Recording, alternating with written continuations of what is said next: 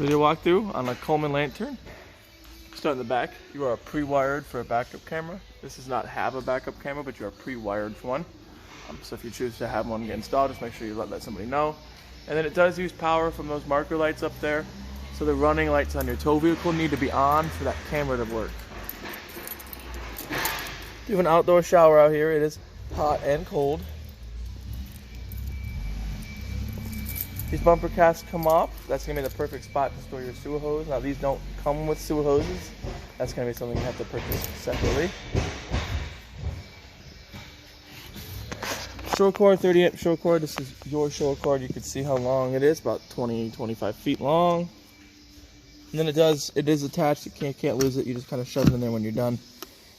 If you want it to look pretty, do it like that. Cable inlet right here, so if you're going somewhere that provides cable, you can hook it up through there. City water connection. This is where you're going to screw your hose into and run all your water off of city water pressure. You won't need to use your pump if this were the case. Got your two tanks to dump them out here. The gray handle is your gray tank. The black handle is your black tank.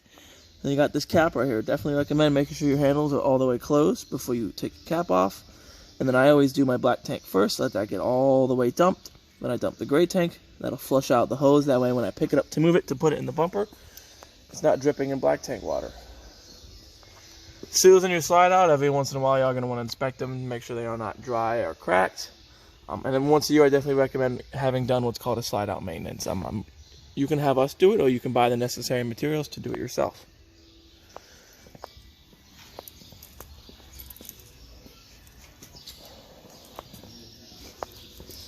Alright. Nice pass-through storage. There's some backup cranks over there. One of them will be for your stabilizers. You can see it'll fit over here. One of them will be for your slide and your tongue jack. We're here, lots of good information here. Tire pressure, 65 psi. Make sure your tires are at that pressure. We check them before they're sold, before you guys take possession of your unit, so they will be at that pressure. But before every trip, before every time you transport this unit, definitely check to make sure. And then some other good information here. Your VIN is right here, gross vehicle weight rating. It'll have your cargo carrying capacity and whatnot.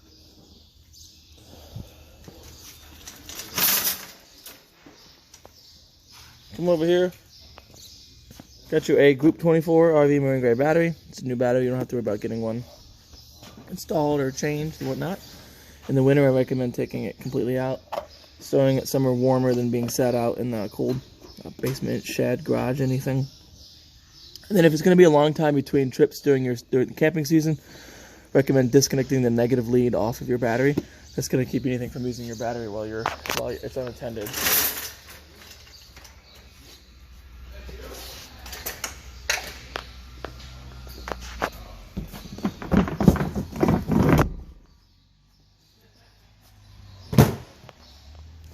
Dual 20-pound cylinders. They are filled, so you don't have to worry about that either. You can tell it's pointing, this little black thing is pointing to this tank. Let's make sure these tanks are off for you. So it's going to pull from this tank first. If this tank were to be on, and this one were to be emptied, the little diaphragm in here will open up and it'll automatically switch to pulling from this tank. However, this doesn't rotate by itself, indicating it has switched tanks. So keep that in mind. You have no real way of telling that it's switched. And then some people put them in the middle like this, thinking it's going to pull from both tanks equally. It doesn't work that way. You have to have one side over the other.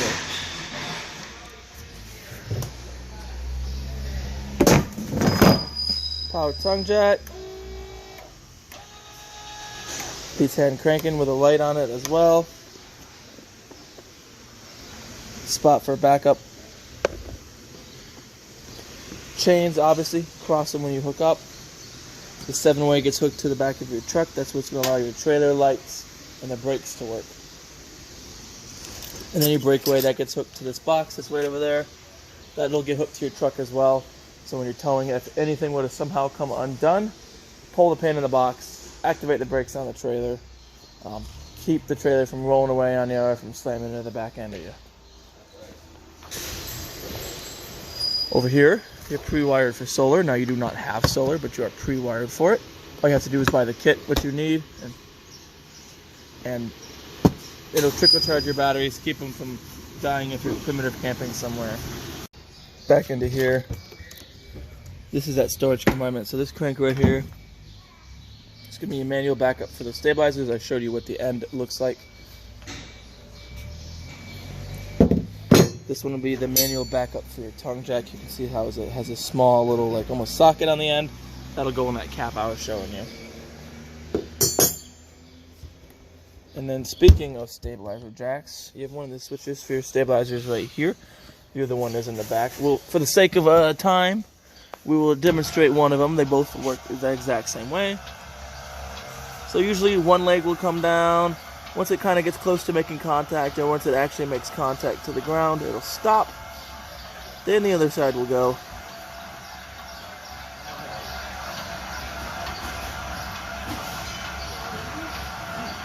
Then they will touch, and that is all.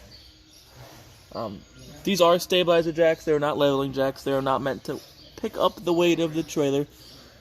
They will bend if the self-resetting breaker doesn't trip in time. Use your tongue jack up front to get it level front to back. And if you really want it side to side, as you're backing it in, backing in under some blocks under your tires, that'll kind of get it level side to side. And then once you got it side to side, front to back, then you can run these jacks down, snug them to the ground. Don't, like I said, don't try to pick up the weight of the trailer. And that'll get all the shake and shimmy out of everything. Grass pad or a gravel at the campsite where this trailer is, I recommend some blocks or some pads underneath those so they don't sink into the dirt or the gravel. Outdoor power, it's GFCI protected. All your GFCIs are on the same circuit. If one will trip, they will all trip. Freshwater Field, this is where you fill your onboard fresh tank. Monitor its progress on the monitoring panel. Don't wait until you hear water squirt out everywhere. Definitely recommend draining this after every trip. Your drain for it is right there. To the left of that, another appliance I definitely recommend draining after every trip, your water heater. Plug right here, 15/16 is the socket size. Thread it in there as much as you can by hand, tighten it the rest of the way. Then you'll be good to hook water up to it. Turn the water on, it'll start filling. Whether it be from your pump via your fresh tank or your city water, it'll start filling. Then you'll be able to kick it on, you'll be good to go. Like I said, definitely recommend draining it after every trip. So before you drain it, turn off all sources of water. Open up your pressure relief. Water will squirt out here. That's absolutely fine. Once it stops squirting out, snap this closed. You want to make sure you snap it so it gets a good seal. And then you can pull your plug out. If you neglect to do this first, all that pressure you're relieving out of there is now going to come out of there, and you have no real way to control it. You're going to get wet, and if you've been running, it's going to be hot water. It's not going to be any fun. And then last but not least, definitely recommend cleaning in here quite often. 4 times a year is when I recommend doing all of your major appliance like cleaning. So that would involve your furnace. So keep this clean. Give it a good cleaning a couple times a year. Clean in there. Don't try to use compressed air. You just blow it further into the furnace. But if you have a vacuum, you can vacuum this out. Just take good care of it. Same with your fridge up in here. You want to clean in here, up and in there. I even recommend every once in a while taking this panel out and cleaning back there too as well. Exterior range vent, if you're going to use your fan on your range hood, make sure you have this little flap in here opened up. When you're traveling, always close it so you don't have to listen to it rattle around and potentially break. And then I always close mine overnight, that's why I don't have insects make their way up in there. Last little major fixture on the outside, black tank flush. So you can hook your hose to here as you're dumping your black tank. Don't do it when you're not, or otherwise you're just going to fill your black tank up with water. It'll come out your vent stack on the ceiling, come out your toilet, it'll be no good. But when you're dumping your black tank, that'll allow you to flush it out, kind of keep the residue off the walls, keep the tank from having stuff in it. Because even if you dump your black tank, there'll still be just a little bit in there. So this will allow you to flush it out. All right. We'll come on into the inside. We'll start right to the left. That's your monitoring panel. You can read battery, fresh. We'll make sure that gets dumped for you. Black, a gray one. You do not have a second gray tank. Ignore that one. Then your water heater on gas. Then your water pump. So if you're going to pull from your fresh tank, easy water pump. Exterior lights. And interior lights. And then your slide out controls right here. And your awning controls are right here. Your awning, very simple. This does not stop automatically when it reaches this furthest outward position. You have to visually watch that, and you do have to hold the switch down to operate it. Same thing with your slide out.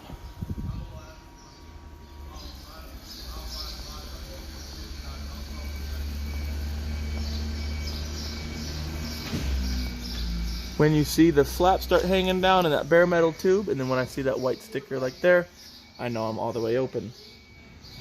These awnings are adjustable for pitch, so if it's raining, you can have a little water kind of run off to the corner right there rather than all the way along the edge. Or you can kind of lower them both as much as it can if you have the sun in your eyes. If you have your awning out during a small rainstorm, that's fine. Just a little drizzle would be fine, but if you start getting really high gusts of wind, real heavy rain, roll your awning back in. It won't do it by itself. That's something you'll have to do. You don't want to risk it. And then if you roll it in wet, as soon as you get the opportunity to roll it back out, let the water dry off before you roll it back in again. You just don't want it holding a ton of moisture. It'll start to get smelly. You'll leave streaks all over. Even the black fabric shows the streaks.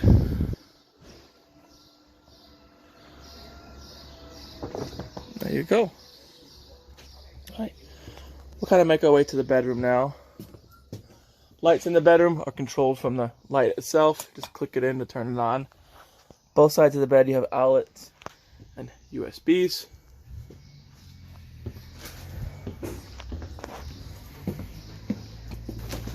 Doors,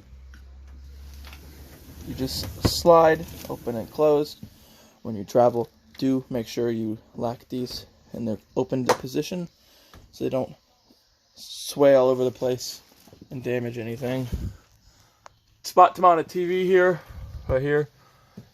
Usually the screws that come with the mounts are too long. If you buy a TV mount, just keep an eye on that. You can kind of see how thick the sill of your window is.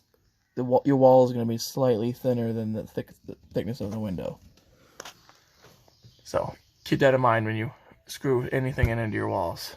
Then you have a cable outlet here and an outlet right there. Another spot to mount a TV here, as well as spots to hook up these composite cables for the standard definition DVD portion of your radio. You have power outlet here. To have Wi-Fi antenna. This is not on. There is not one on the roof. That has to be wired to the roof still. If you choose to buy it, that's a separate thing. Just like how you're pre-wired for a camera and you're pre-wired for solar, you're pre-wired for the Wi-Fi extender. And then, if you're going to use your antenna, turn that on. That's your antenna power. Oh, sorry, this one's your Wi-Fi power. This one is your antenna power. So turn that on if you're going to use antenna. Turn it off if you're not. Just ignore this one. Radio, very simple. Oh, sorry, so this is not a DVD player. I was incorrect. This will be for audio for your radio. So you can have your TV audio play through your speakers. I apologize for being incorrect about that. Different zones. Zone 1 is the inside speaker, so you can turn the inside ones off. Zone 2 is the outside, so you can turn the outside off. You can see how that can be useful. These right here, presets, push and hold to save preset.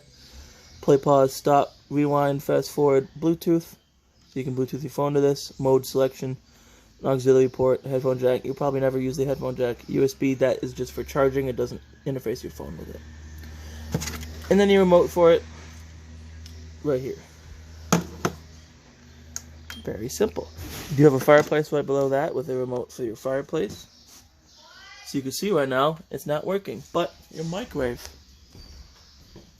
is working. And that's what that switch is right here. So you have to select between using your fireplace or your microwave. So hit up, you can hear the fireplace go beep. Fireplace is on. Now you can turn it on. The switch on the top is power. This one changes whether it's Celsius, Fahrenheit, dimness of the flame, timer, and then temperature right here. Then we will put this back to microwave mode. Speaking of microwave, let's kind of go over there now. Microwave works just like your standard household microwave. Nothing super special about it. You have a light here and a fan. Make sure when you run this fan, you have that flap on the outside open. Cooktop. Fold this up and back. All you do is turn these to light. Twist your sparker. They light right up. All three of these work the same way. Oven works a little bit differently. Turn that to the flame. Push and hold. As you're pushing and holding that, you're going to want to twist your sparker. And you're going to go down here and look for that pilot back in there to get lit. Once the pilot is lit, then you'll be able to turn it on to your desired temperature. If you turn it off and turn it to the pilot, it shuts the burners off but leaves the pilot on. That way you don't have to relight your pilot. Definitely recommend turning it completely off before you go to bed, before you step away from your camper for an extended period of time. It's just generally a good idea not to leave a lit pilot unattended. Blue bag right here. Got all your manuals in it. All the appliances that were installed in here, there's going to be a manual for. And then there'll be a broad Dutchman manual that covers pretty much all their products, but it's still a good thing to kind of read through. Definitely recommend just kind of reading through some of this material when you guys get home.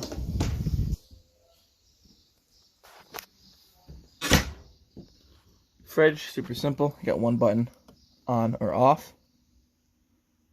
That's off. It does default to 110. This only mode is automatic. So if you plug in, that's what it's going to use. If the campground were to lose power in any way, shape, or form, or someone would unplug the camper, they will automatically switch to running off of propane if your propane were to be on. So that's good. That'll save your food.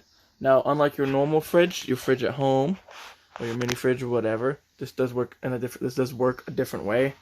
So that means it's a longer process to get to temp. This will take about 8 to 10 hours to get to operating temperature. So keep that in mind. Do what you can. If you can plug it in the night before, do that. Or if you can get to the campground early enough, plug it in the morning. And then just keep your foods in your cooler until it gets cold enough to store food in it. This sofa turns into a bed, but first, this back cushion does fold down for cup holders. Then you just grab up in the middle. You do have storage underneath. Lift up, pull towards you. Lay flat. They call these jackknife couches. Lift up, push in, push down. Back to a couch. Bed table turns into a bed as well. Lift the table up, pop them legs out, set them aside. Table will rest on these. You take your back cushions, lay them flat, fills the gap. Then you have a nice spot for one adult, maybe 2 small children. And then each light on your side out, click on and off from the light itself. Bunk, top bunk, 300-pound capacity. You got USBs and an outlet and a light up there. USBs and a light there. Thermostat, very simple to use. Tap it. It'll ask what fan mode you want, auto, hot, low, or high. I recommend leaving on auto. Auto is going to allow your AC to cycle on and off at its set temperature, AC and furnace.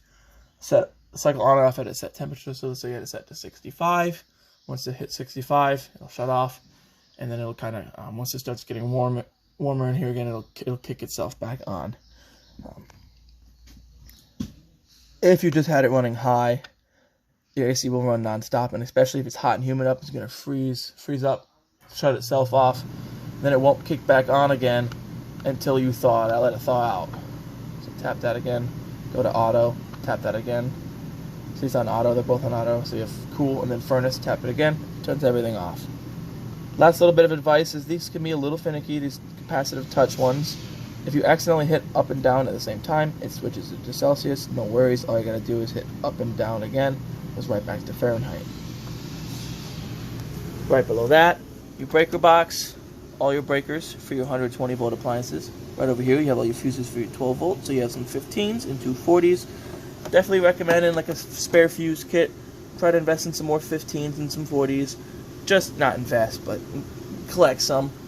That way, if something were to happen, you have a fuse to replace it with. Because all of your 12 volt lines are fused. So there's a fuse for your lights, your slide out, not your radio. Radio has a fuse behind it, but there's a fuse for the 12-volt system for the microwave.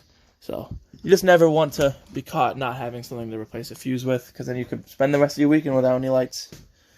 Into the bathroom, right to the left, you got your light switch. Right over here is your main resetting GFCI. This is the GFCI you're going to hit reset on if any of them were to trip. Bathtub / shower, very simple. If you want to use it as a shower, you turn them on, lift this up, and it'll divert water out to your shower head. You have a fan here. Definitely recommend opening that up, clicking the fan on with that button there when you're taking a shower. Your toilet is very simple. As long as you're pushing this big old pedal down here, you're going to keep filling. Alright, that's pretty much it for the bathroom. There's not a whole heck of a lot in the bathroom. There's just a few more things I want to cover. Right down here is an RV carbon monoxide and propane gas alarm hardwired to the 12-volt system, so there's no batteries you have to worry about changing. Then you do have, right above your entry door, smoke alarm. Those take your standard 9-volt batteries. If that starts giving you those low voltage chirps, throw a new battery in it. If that one starts giving you chirps, more likely than not, your battery up front by your tongue is dying, and it's saying that doesn't have enough voltage to operate correctly. And then smoke alarm, fire extinguisher. Just so you guys know where it is. It's very easy to use. Just pull the pin, unhook it from here. Grab this, pull the pin out of it, and point it at the base of your fire. Pretty simple. That, your smoke alarm, and your LP detector all have a 10-year lifespan. So in 10 years, definitely recommend replacing those.